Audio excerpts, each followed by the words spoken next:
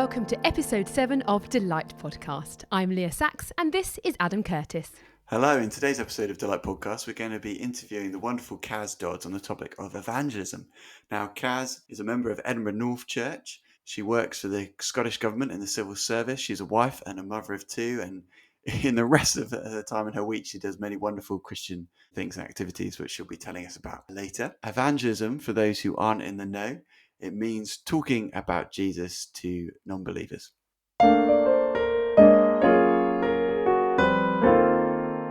Hello and welcome to today's guest, the wonderful Caz Dodds. Hello, Caz. Hi, Adam. Hello, it's nice for you to be on the show. Caz, my first question, what is Caz short for anything? The story behind why my name got shortened, no, I don't know. In my school, there was a lot of Carolines, and pretty much all of them got shortened to Caz. It's just what we did, and that just carried on for me. Does anyone actually call you Caroline? Actually, no. Oh, work. All of those people in my life. Yes, that quite large part of my life and my week. People do call me Caroline there. It's like slightly starting to creep in if people know me outside of work. They call me Caz. It didn't feel very civil service to rock up as Cazzy. Well, particularly to say Cazzy. Okay. You've hinted at your life. Why don't you tell us a little bit about what you do with your week? Yeah, so a normal week for me, most of my time is spent with my 2 girls. I've got twins who have recently turned 5.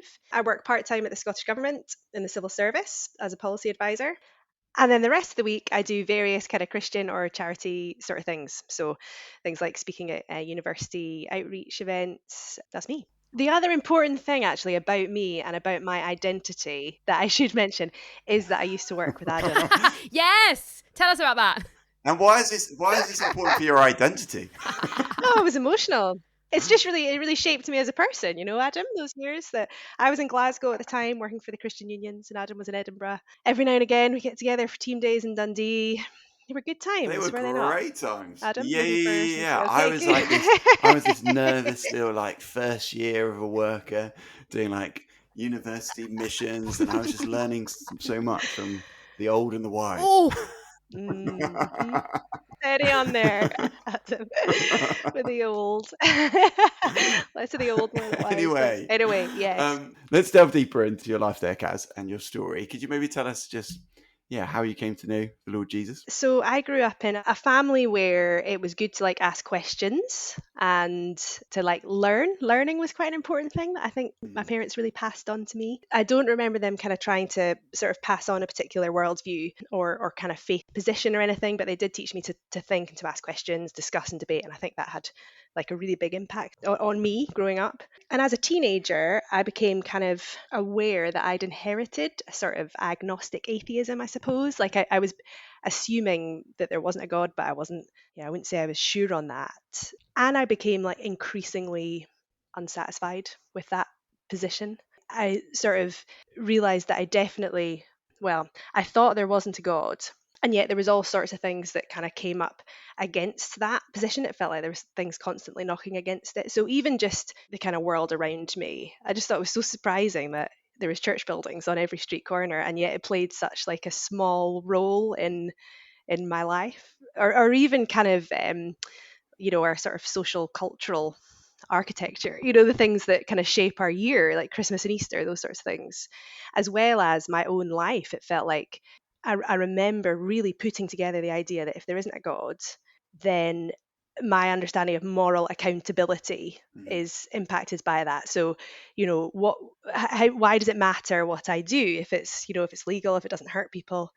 And I just started to get myself totally tied in knots with that way of thinking. That, well, it's okay for me to do whatever I want. And yet I had this sense that it wasn't, and that there was a kind of a universality, I suppose, to morals. So there was all those sorts of things kind of making me think, well, hold on a minute, is it really the case? We all just think like this clearly, it's not true, but our physical, social, moral infrastructure has kind of been shaped by this thing that we all accept as a bit of a fairy tale. Like, surely that can't be right.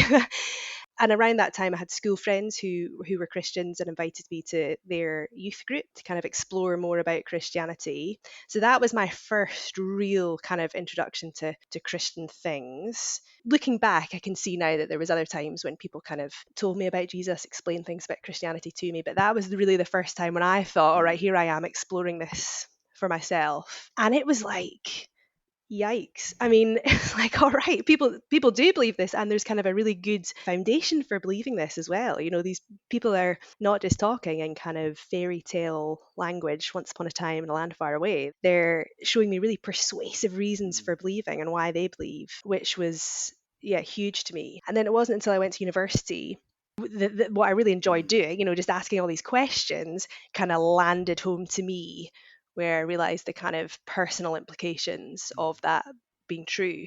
Jesus really was the Son of God. If I really was broken off from God because of my sin, then I had to repent and put my trust in Jesus. And I'd kind of held that off for a long time. I'd seen it as a kind of like intellectual thing that I wanted to figure out, sort of academic sort of conquest, whereas it was in my first year of uni when I put my trust in Jesus, and those things sort of came together. Okay, so you arrived at university. You've sort of already been building up for a few years this sort of intellectual sort of picture, and then sort of the emotional, spiritual reality of who Jesus was, what he'd done for you, sort of hit home. Did that bring about like a transformation in your life? Yeah, totally turned it upside down, you know, in lots of ways. There's lots of things that stayed like the same. You know, I was still studying university and the same. I had the same friendship group and personality was the same, but all sorts of things, you know, completely changed. And I think looking back, I would say that was quite a slow sort of transformation.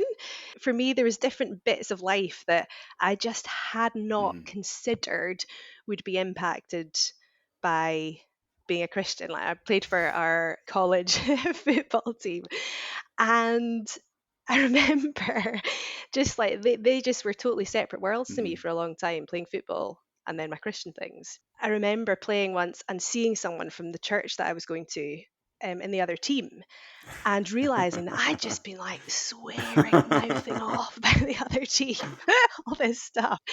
And then it was like I was like, whoa, there's someone from church. Like, hold on, maybe there's something here that I should be thinking about. Like, the kind of concept of an integrated Christian life. Maybe, you know, I'm sure that my parents would say that that was quite a rapid fire change, because for them, I went to university, came back, and there was lots of changes.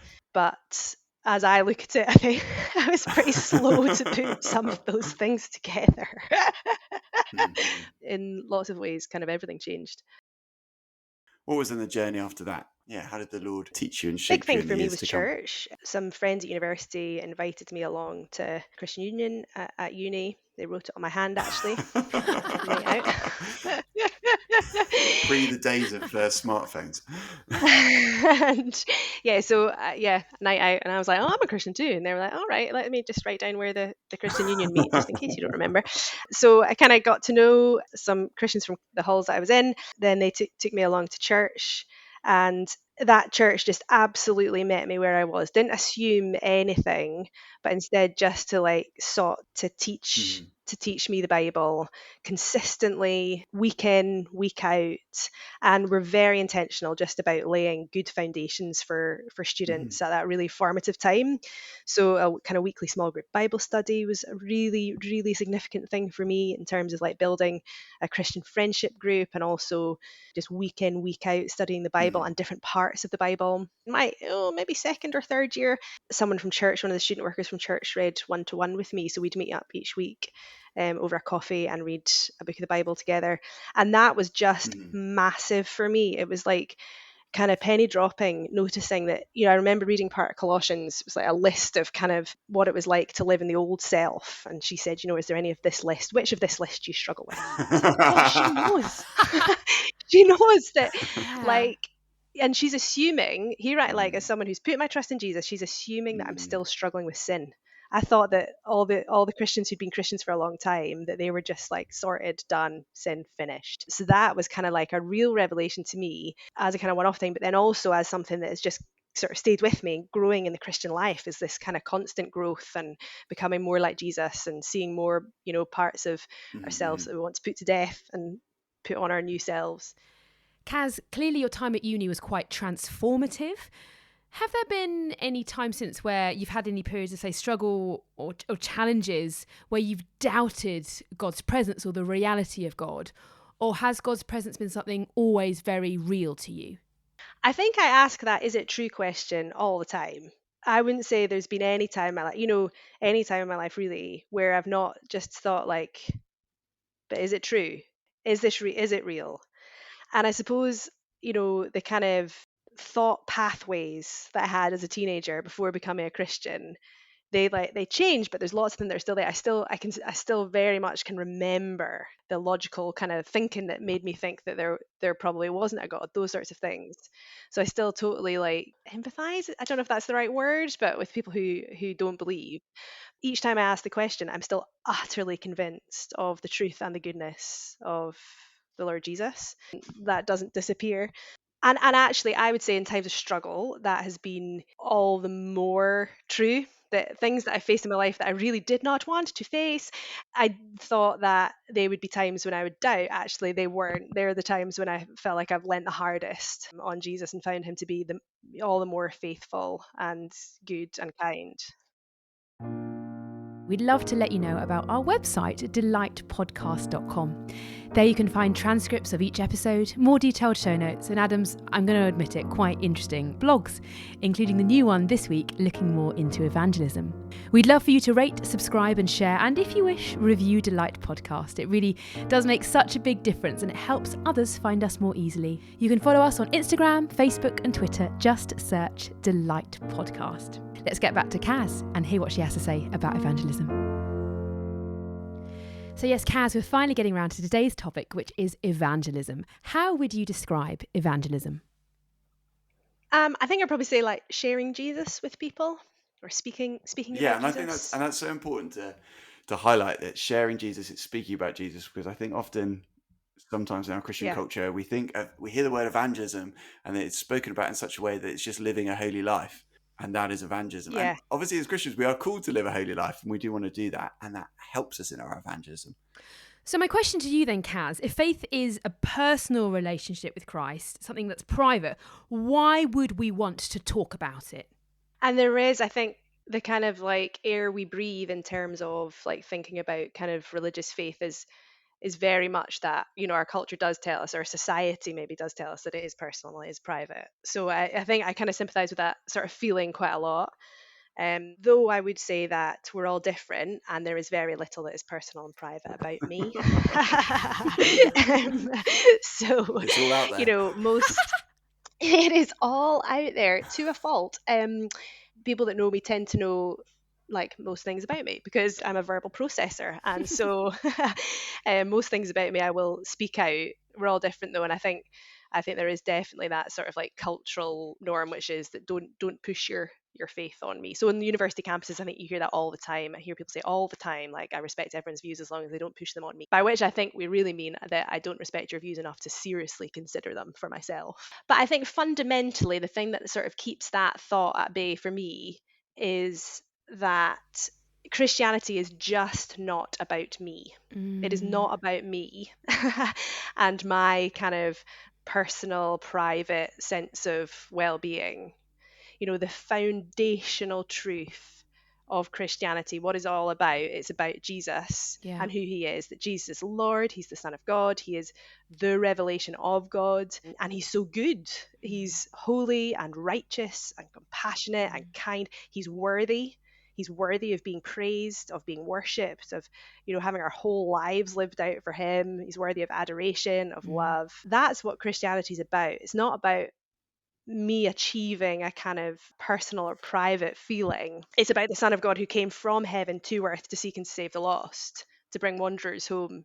That's who he is. That's what Christianity is about. And so that for me is like, there's not much about that kind of massive story about God coming from heaven to earth to seek and to save the lost, to die in their place as a substitute for all who put their trust in him, and then rising from the dead, conquering death. Now he's like living, reigning, sustaining the world. and that he will come again as judge. That isn't true because of my kind of personal conviction or, or desire for that to be true. That is out there, objective, external reality. And my faith is me getting on board with what is real about the world. And so that's true for everyone else as well. It's not something that's just true for me. How we become a Christian, I think, often does kind of like influence our Christian life. And for me, it always very much has been a question of, but what is true? What is real? What accords with reality? What is the nature of life, the world, and everything? And that isn't something which is just true for me.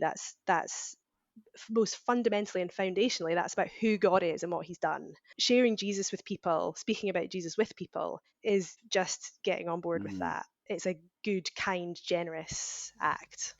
Yeah, and Caz, you've kind of flipped my question on its head, haven't you? Because I was asking, is faith something that's private, one directional? But actually, you're saying that faith is a lived out life that is shared with everyone you meet. So you've completely turned it on its head. It's become an everyday and everything. Totally. And I think, but even in that, like, the kind of understanding our faith as a personal relationship with God, there is lots about that I think is totally brilliant and right.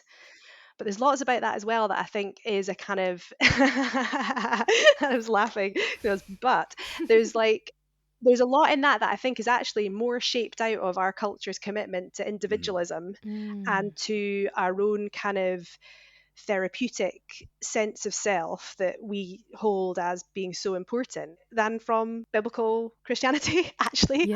Yes, it's about being reconciled with God. By being reconciled with God, I'm also brought into a family of brothers and sisters who've been reconciled to him, and that will impact all of life. So I think you're right, there isn't something which can be foundationally a kind of about a personal relationship. That doesn't mean that it's all that it is. But also I would question the idea that at base our experience or our kind of being brought into Christianity is about this, I don't know, could we define it as this personal relationship? I've got a question mark on that, I think. We do have a relationship with God, I'm not saying that. I just think that we reduce it to that rather than seeing it as kind of a part of an identity. Yeah, I was just reflecting. If I was a married man and I never spoke about my wife ever, and no one ever knew that I had a wife, well, what would you assume? I'd probably assume that I don't really care very much for her, and she's not a very important part of my life, and she doesn't really matter. But you would also assume that I'm like a deceiver. I'm literally deceiving the people around me about the state of reality.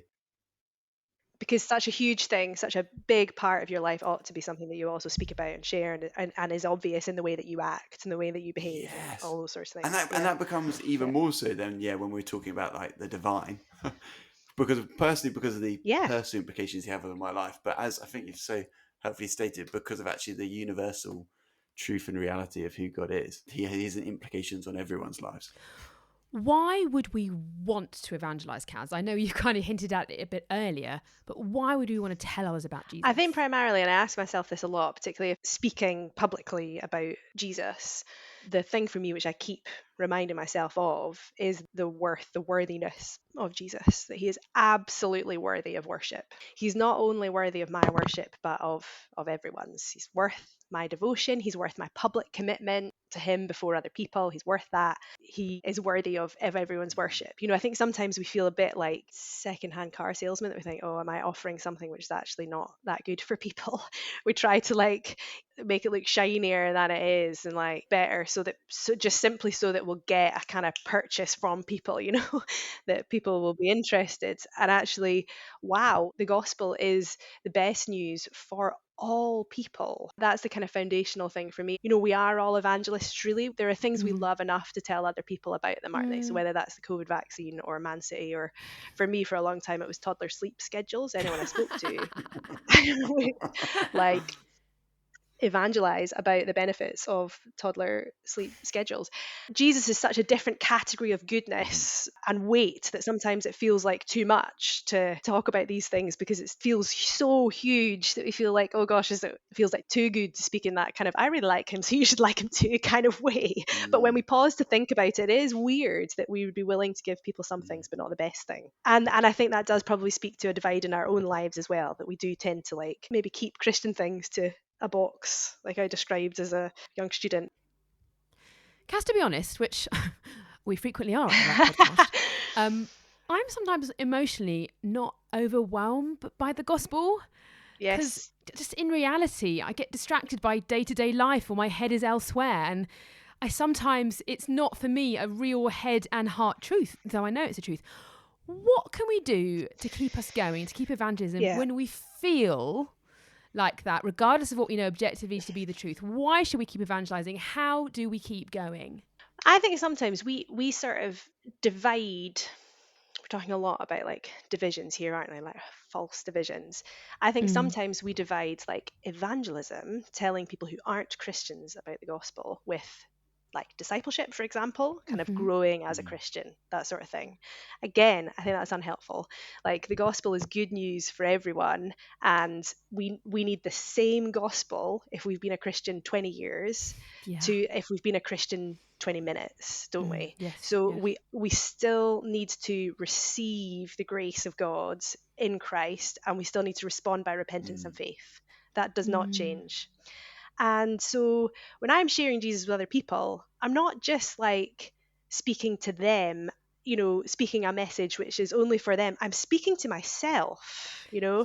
I'm reminding myself of the truth and goodness about Jesus. We're all in the same, position of needing to receive and receive grace, receive Yeah. forgiveness from God. So I don't think about, I try not to anyway, if I'm speaking about Jesus, I try not to say, all right, here's what a non-Christian, I don't even really like that phrase, tends to talk about people who aren't Christians, because I don't know many people that identify as a non-Christian. I don't know. But like, I don't think like, I'm speaking to them there, and then when I'm speaking to the Christian Union or to the Christians, like I'll say X, Y, or Z. I think like we remind ourselves of the truth and goodness of Jesus. We all need that all the time. That for me is, if I'm not, kind of like emotionally geared up for like a day of evangelism, like overflowing with the knowledge of the goodness of God, then what I need is to be reminded of the truth and goodness of Jesus. And that's why I think it's so, what a privilege to get to speak about Jesus with other people. We're growing through that as well. Now, don't get me wrong, I wouldn't say that if I was like going through a period of extreme kind of doubt and uncertainty, that then the thing to do is to like book in some talks, public proclamation. Like, that might not be like the most helpful thing at that time. But as a kind of like just a general kind of day by day feeling of like, oh, I might not be overflowing with love for Jesus today. Well, yeah, I think what I need is the truth and goodness of Jesus, and that's what I'm going to be sharing with people. And Caz, experientially, I can completely identify with what you're saying, because when I've had a great conversation with someone about Jesus, I feel so encouraged. The Spirit's at work in me. And I'd never thought about the duality of when I'm speaking the truth to others, the truth is also speaking to my own heart. The Spirit is at work in me. And I'd never thought about that before. So thank you so much for bringing that up. Anytime. See, I love having such great guests. We just squeeze their wisdom out of them. But it is, and I feel like I go away from these things just so delighted that the gospel's true, so glad it's true. And that's why, we should never be afraid of exploring and questioning and critiquing. We don't ever want to kind of fall into a sort of like, oh, but what if I discover something that makes me think that Christianity's not true? Like, it's good to have these conversations and to chew these things over, and we experience the truth and goodness of Jesus all because over our again. God is a God of truth. So when we're like Yes. delving into truth and using these minds, which guess what, he was the one who gave us them. When we're using them, they're actually we're delving further into him and into his reality, into how he's made the world. Yeah, and we've spoken about the joy and the hope and the worthiness of Jesus.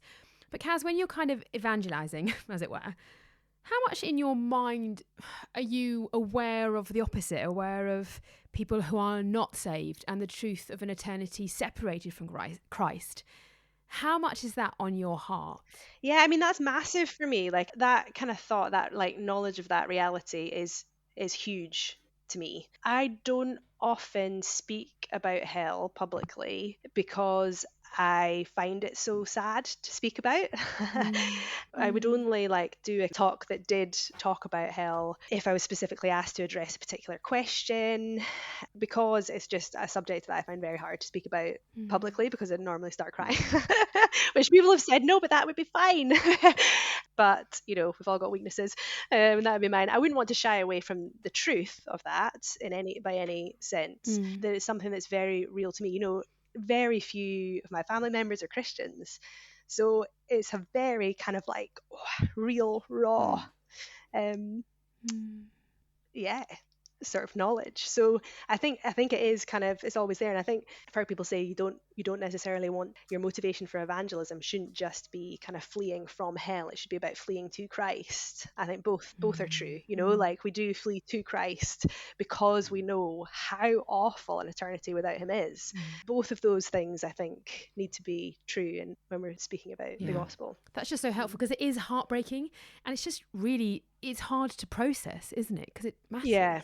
And it makes me lean all the harder on the kind of the knowledge of God's justice and his fairness and his goodness. The sadness that I feel over that somehow I will be in the new creation, praising Jesus and not devastated by his judgment.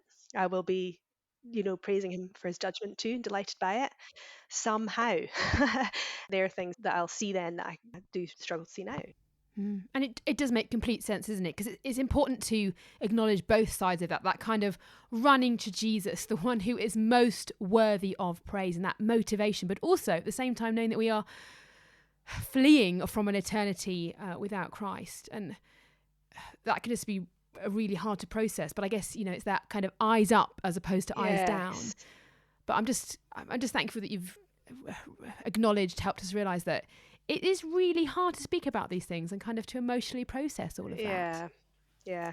This truth and this reality that our God is a just God, like this drives us to our knees in prayer. Like there are people in my life who I love very, very deeply, and I have no idea how they will ever become a Christian, and it seems like they're so far, and I'm literally just got to get on my knees. I've got to pray for them, and sometimes to the God who cares more, cares for more. them. That blows my little mind. Who made them, loves them, gave his son for them. Yeah, and so we're on our knees in prayer to the God who loves them. And I imagine that for a lot of our podcast family, immediately names will spring to mind of people they love who don't know Jesus. What if you're a person who's listening who's thinking, I just don't know enough about the Bible to start speaking to others. I'm new, or I'm not good with words, and I just can't quote whole Bible verses perfectly. What would you say to them, Caz? I mean, I am the worst. I mean, it is hilarious, Adam, that you asked me to do this podcast, because I say the wrong thing all the time. All the time. I need to say sorry all the time for things I've said that aren't particularly helpful. I often tell this story about one of the first times that I was given the opportunity to tell someone about Jesus and what I believed as a Christian at uni. It was like a kind of textbook, all right, so what do Christians believe kind of moment that really rarely comes up. Most questions aren't like that. Most questions are like, why are you doing that thing differently? Why are you living like this? Or why do you spend your time like that? Or, those sorts of things. This was a kind of textbook, what do Christians believe? And I sort of tried to explain as best I could. I thought I gave a pretty good kind of overview of what Christians believe. And he said, that sounds terrible. It was like, oh, I've said it wrong then, because it is good news. Thankfully, he was friends with some other Christians as well. And so miraculously over the course of a couple of years, he did become a Christian, still following Jesus. But people say wrong things all the time, don't they? And I think arguably if you read the book of Acts, it looks like sometimes the apostles got it wrong as well. But I kind of think that concern, that desire to want to say the right thing is an okay starting point. It's okay to be worried about that, isn't it? But what is not okay is if that makes you stop telling people about Jesus. But having a concern about representing Jesus in a way that is faithful to who he really is, that's a great thing. That drives me to want to be ready for stuff. I want to be prepared for questions I might get, and particularly thinking about areas of life where we are distinctive. I think often it's only once that has passed that I thought, oh, that would have been an opportunity to speak about my faith, but it's not teed up in a way that we want it to be. It's not that kind of textbook. So what do Christians believe? Although it's great to think of a kind of way to answer that question too. It'll more often be oh, why aren't you drinking as much? It was a huge anomaly in my family that I wasn't living with Kieran, my husband, before we got married. And actually that would have been a huge opportunity had I thought about it a bit more in advance to speak about our faith in Jesus. So I think it's good to want to say the right thing. It's good to be prepared, to be ready to answer questions. to think about how we would answer questions. That's a good and human and caring thing. We want to think through both how we can be faithful to Jesus, but also how we can respect our friends and how we can speak in a winsome, kind way. It really is thinking through what kind of questions might people ask, and it's not things that we necessarily want the questions to be. For a long time, people, when asking about the church that I go to, it's like, what denomination is it part of? Well, at that point, we just left a denomination because of a number of different things, but the kind of breaking point was a kind of different position on same-sex marriage. And so that's not really where you want to have a kind of evangelistic conversation, like you kind of just want to skirt over that. And yet that's where people are asking. That's kind of one of the touch points or one of the things that makes us distinctive. So I would like think through, well, how could I potentially speak about that in a way that does point people to the truth and goodness of Jesus? To both think about how can I be faithful to Jesus, but also how can I really sort of show my respect and my care for the person that I'm speaking to, whatever environment that's in. I always want to show that, demonstrate a care and a love for them. That's part of our preparedness as well, that if we're kind of speaking, it's the 1 Peter bit, isn't it? With gentleness and respect. Always have a reason for the hope. I am mangling this verse. 1 Peter what I mean? 3:15, I think. 3:15, yes. Here we go. In your heart, honor Christ the Lord as holy, always being prepared to make a defense to anyone who asks you for a reason for the hope that is in you, yet do it with gentleness and respect. So for example, like going to a university environment, I want to understand the people that I'm speaking to. I want to know what their culture's like, what music are they listening to, what films are they watching, what they're studying, what's the chat on campus like, what's important to them, what are the values that they hold, those sorts of things. I want to genuinely respect them. I want to do it with gentleness and with respect, and not kind of say things that will cause unnecessary offence. Yeah, and just further pondering that 1 Peter 3:15 verse, be ready to give an answer. There is a proactive preparedness to that, isn't it? Yes. To coin a phrase. Lovely. Thank you. So as opposed to just waiting, that you've already prepared an answer, you've chatted through something, you've read about it, you've thought about something. Yeah. How would you go about, though, initiating a conversation as opposed to waiting for something to just appear and happen? I think one thing that I've tried to do is be more proactive about offering people an avenue for conversation that is on Christian things. So, for example, it's a real gift to me in terms of opening up conversations that I used to work for a Christian charity. It's normal for people to say, what did you do before this job or whatever? I tend to be quite like proactive about saying, I'll maybe like introduce it in kind of like a soft, kind of accessible way, saying I worked in the charity sector, and then I'll say I worked for a Christian organization that supports the Christian unions in the universities. Something that like offers that as a kind of like, this is something that I'm happy to talk about, basically. And that could be, what did you do on Sunday? You could say, I met with friends or whatever. You could say, I went to church. We do that each week. It just kind of offers it up as a kind of, this is an okay grounds for conversation, because it's not normally. It's politics and religion, isn't it? We're not supposed to speak about. So that's me kind of just offering it up, saying like, it's okay for me to speak about that. But also, if there's something that I sense, this is slightly separate, but if I sense there's something that might be a struggle for someone, then I might just drop into conversations that I've struggled with that in the past or now, and maybe that's kind of like, all right. And I've picked that up wrongly and they don't want to talk about it at all. But I suppose it's just kind of opening up yourself a little bit to say, like, it's okay if you want to talk about this, particular area or something too.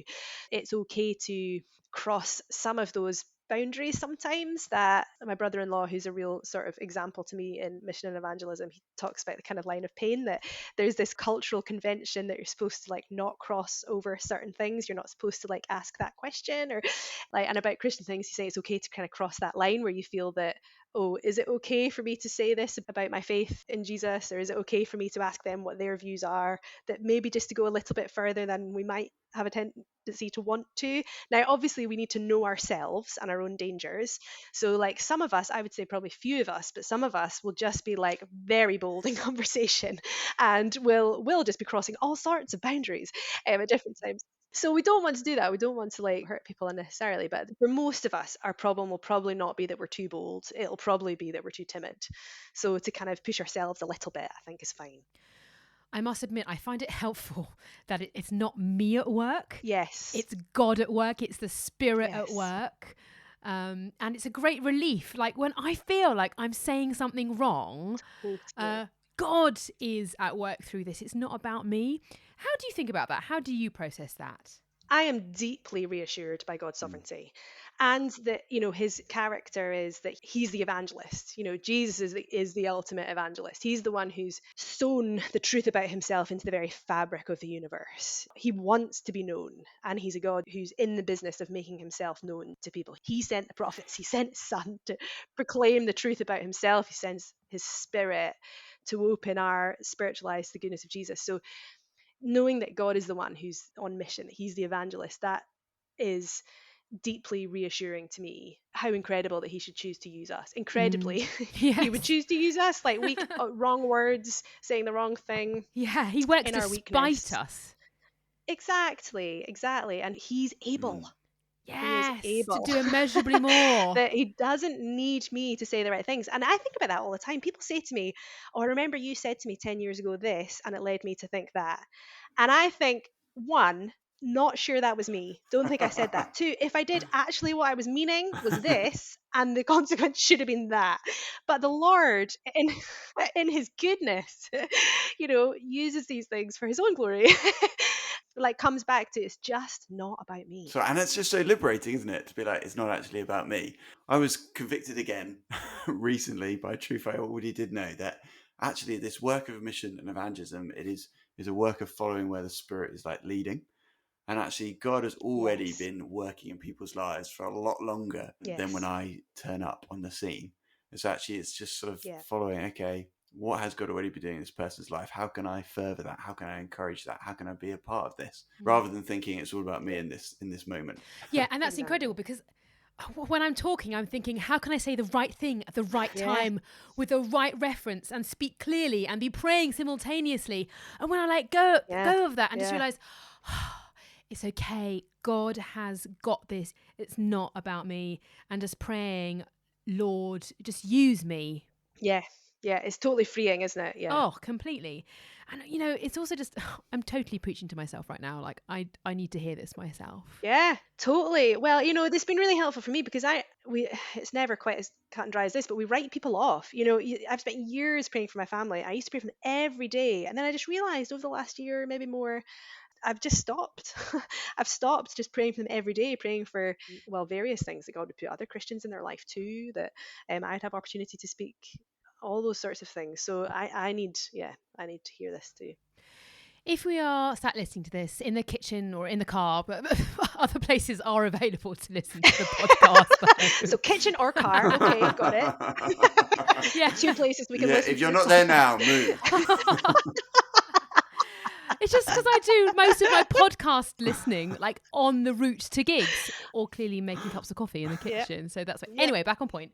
Have you got any final tips for us I'm preaching to myself as well again, to take our evangelism journey one step further? How can we push ourselves out of our comfort zone? The thing for me is about seeing evangelism in the context of just a life, so it's not like something that I do that I just kind of right now, this afternoon, I'm going to do some evangelism. Not that there's anything wrong with, say, like, street evangelism, strangers or door knocking or anything. I think that's great and important because not everyone knows a Christian. But just sharing Jesus as just part of our life, part of what we're doing, and in all things, thinking about the people that we know, that we love, how we could point them to the truth and goodness of Jesus. That's something that we want to be thinking about with our Christian friends and with people who aren't Christians. And Kira and I have just been thinking recently, actually, when we first moved into this area, we felt very kind of proactive about building up relationships with our neighbours and that sort of thing.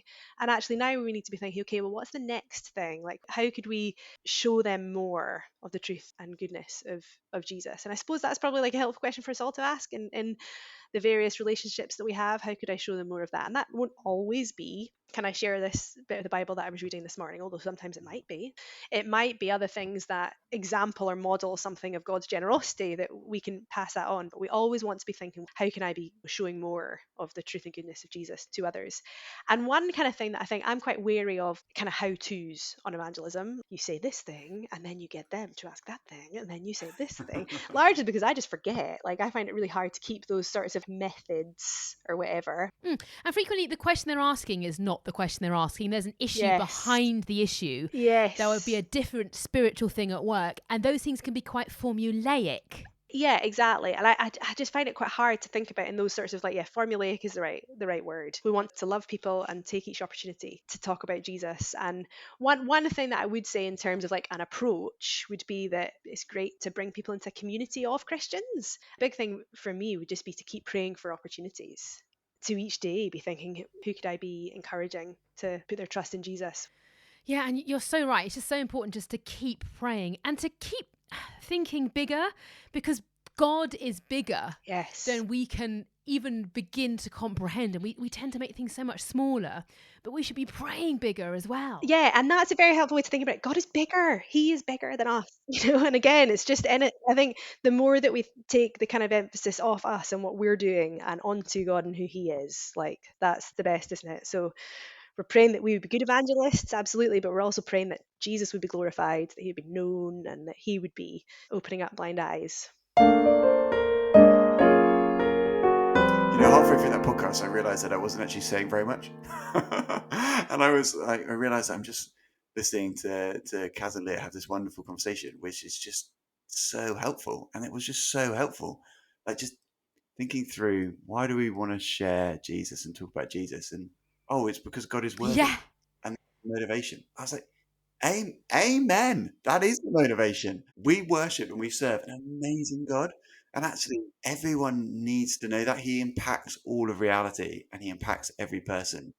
And everyone needs to, hear and experience I mean, I that. just so enjoyed speaking to Caz. She has such wisdom and such a genuine heart for evangelism. I was also quite convicted about that phrase I kind of made up on the spot, the proactive preparedness, because it does suggest some initiative. Like you have to have thought things through before conversations actually happen. I was also kind of struck by the split nature, the duality of when you are speaking the truth to others, you are also preaching to yourself.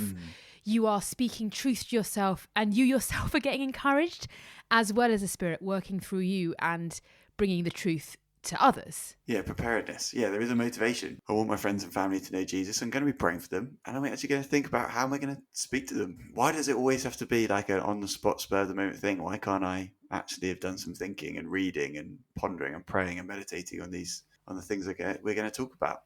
Actually, go and be prepared. We totally will end up being pushed out of our comfort zones, which is actually such a good thing. We need to have kind of that equippedness, I'm doing well with my words today, to be ready to love, to be ready to give an answer, to be bold to love. Caz, we always like to ask our guests a surprise bonus question. And this season, our question is, who is the person who has encouraged you most in your faith?